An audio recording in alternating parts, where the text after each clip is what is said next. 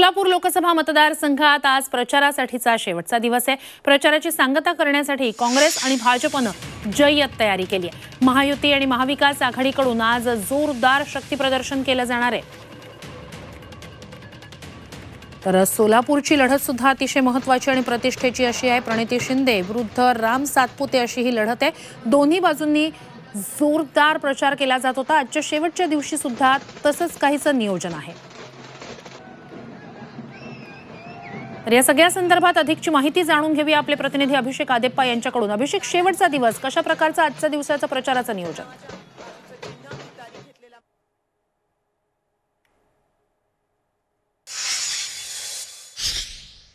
प्रचाराचा दिवस आहे।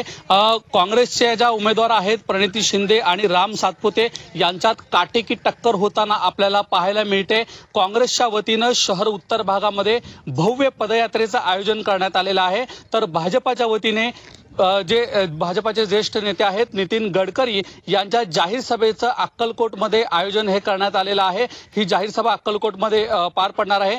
तत्पूर्वी काँग्रेस आणि भाजपा या दोन्ही पक्षाच्या वतीनं मैंदर्गीमध्ये, अक्कलकोट तालुक्यातील मैंदर्गीमध्ये पदयात्रा होणार आहे। त्यानंतर मोठी पदयात्रा ही काँग्रेसची देखील या ठिकाणी आयोजित करण्यात आलेली आहे।